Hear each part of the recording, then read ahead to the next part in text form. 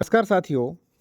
देखिए, एक चीज़ मैं आपको बताने वाला हूँ कि आप बिना लड़ाई झगड़ा के, बिना किसी विवाद के अवैध कब्ज़ा जल्दी से जल्दी 99% आप खाली करवा सकते हैं। 99 नहीं, बल्कि 100% आप खाली करवा सकते हो। ठीक है?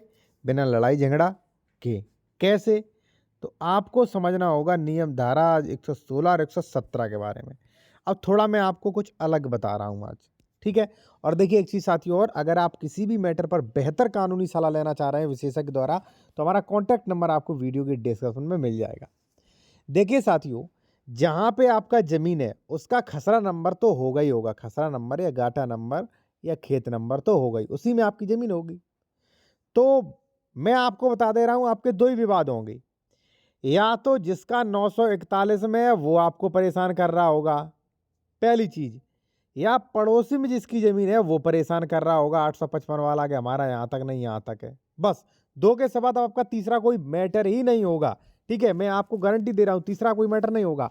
अब इसी में आपके मैटर हो सकते हैं। मान लीजिए 855 वाला कह रहा हो नहीं हमारी यहाँ तक है, या वो कब्ज़ा किए बैठा हो, या मान लीजिए 941 का कोई सह खातेदार कब्ज़ा किए बैठा हो, या मान लीजिए 941 में आप और आपका भाई कब्ज़ा नहीं दे रहा हो। ठीक है? तो ऐसे विवाद ही होंगे, मैं आपको बता रहा हूँ 99% ऐसे ही विवाद होंगे।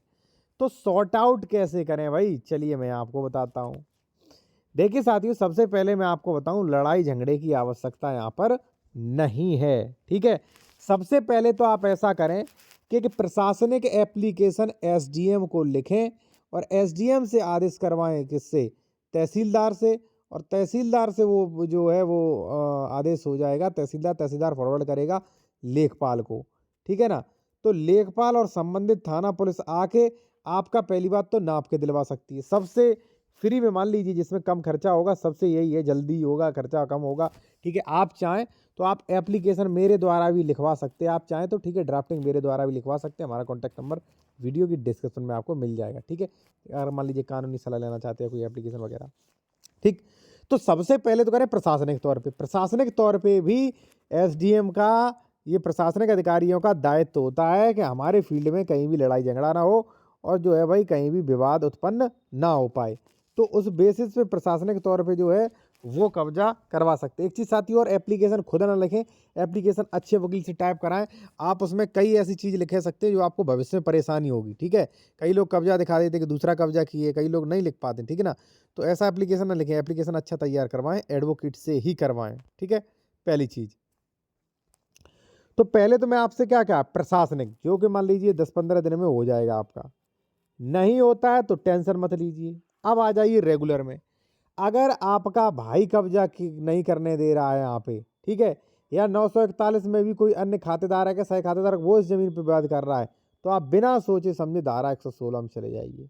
धारा 116 में आपका अंश डिक्लेयर होगा कि भाई इस व्यक्ति के नाम जो है आपके नाम 1/10 संपत्ति भर रही है, तो कोई दिक्कत नहीं। अब क्लियर हो गया, कोर्ट ने डिसाइड किया कि 1/10 है।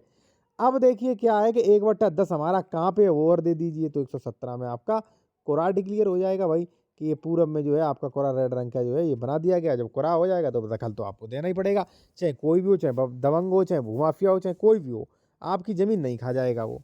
ठीक है? पहली चीज़। दूसरा विवाद बस एक और हो सकता है, जो कि मैंने बताया था पहले ही आपको, कि अगर ये 855 वाला कर रहा है विवाद, ठीक है, 855 या मान लीजिए ऐसा कोई व्यक्ति कर रहा है भाई, तो भी आपको टेंशन लेने की आवश्यकता नहीं। फिर तो आपका धारा 24 में सीमांकन करिए आप। ठीक है? और सीमांकन करने के बाद जो है आप अपना नाप तोल करा लें।